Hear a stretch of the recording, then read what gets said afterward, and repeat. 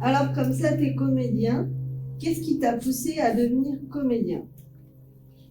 Ce qui m'a poussé à devenir comédien, c'était quand j'étais petit, en fait, on savait pas trop quoi faire de moi à l'école. Et on m'a mis dans une classe où le projet pédagogique était apprendre à se tenir en classe par le théâtre. Oui, parce qu'il faut expliquer que tu as une petite particularité. C'est quoi cette petite particularité pour moi? En fait, c'est que ma scolarité a été compliquée, voire laborieuse, voire calamiteuse. J'ai pas fait le collège déjà. Et puis, j'allais à l'école que quand je pouvais y aller. Moi, je suis infirme moteur cérébral. Donc, c'est dû à une prématurité à la naissance. Je suis un homme ridicule. Maintenant, ils disent que je suis fou. Ce serait une promotion s'ils ne me trouvaient pas toujours aussi ridicule. Mais maintenant, je ne me fâche plus. Maintenant, je les aime tous. Bien tous les jours. Mon quotidien de tous les jours à l'heure actuelle, c'est m'occuper de mon petit garçon. Parce que j'ai eu un enfant il n'y a pas longtemps et du coup, voilà, je me consacre à lui. Est-ce que tu avais des craintes, des choses comme ça? Les craintes particulières que je pouvais avoir, c'était juste par rapport au regard que les gens pouvaient avoir sur moi. Il y a mon rôle de papa, mais c'est vite passé, ça.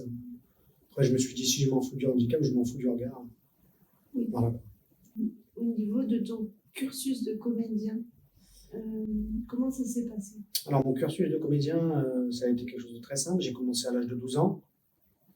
Donc, j'ai voyagé à l'international avec des spectacles. J'ai été en République tchèque, au Canada. Après, je suis revenu. Je me suis arrêté au niveau théâtral parce que il fallait que je me consacre à mes études. J'ai fait 3 ans de licence. Et après, je suis parti sur un master. Est-ce que tu as des anecdotes d'acteurs Des anecdotes d'acteurs, en situation, j'arrivais dans une salle de spectacle et en fait, on ne pouvait pas accéder à la scène. Donc, ils avaient tout pensé l'accessibilité, mais pas du point de vue de la scène. Donc, il fallait se faire porter sur le plateau, des choses comme ça. Et au niveau psychologique, comment on vit ces aléas? Ah non, moi, j'en rigole. Moi, je les mets plus mal à l'aise qu'autre chose, mais j'en plaisante plus que... Ouais. Ça pouvait être compliqué parce que moi, je suis arrivé avec mes grands sabots en disant que je voulais être comédien et puis ils n'avaient jamais travaillé avec quelqu'un en fauteuil avant.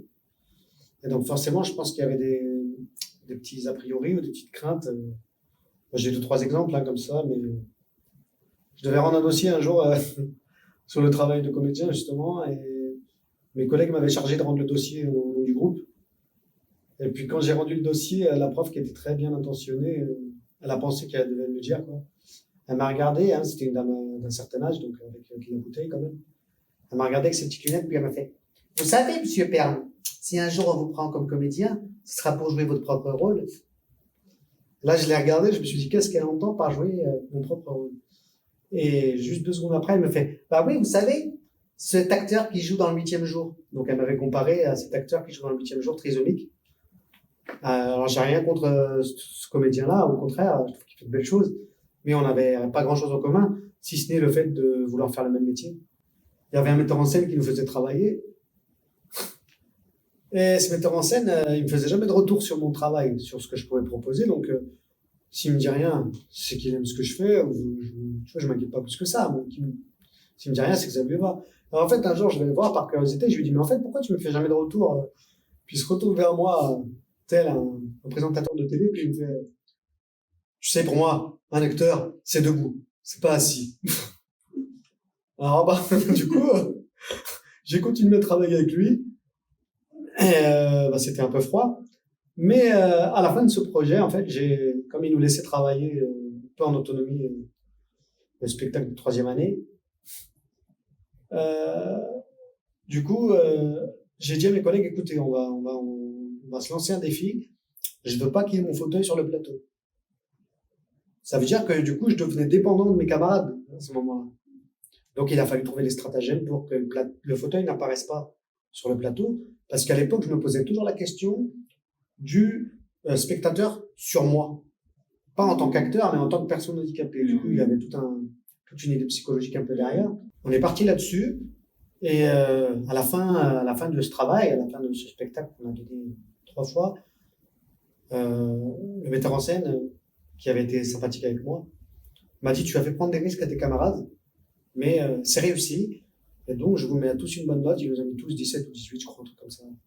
Une belle revanche, donc. Donc, ouais, une belle revanche pour moi. Mais je peux aussi remercier mes camarades de promo à l'époque qui ont joué le jeu, quoi. Retrouvez-nous sur notre chaîne YouTube Voyageons avec Mina avec notre émission hebdomadaire Le Petit Salon de Mina. Nous avons interviewé Jean-Luc, comédien. Abonnez-vous.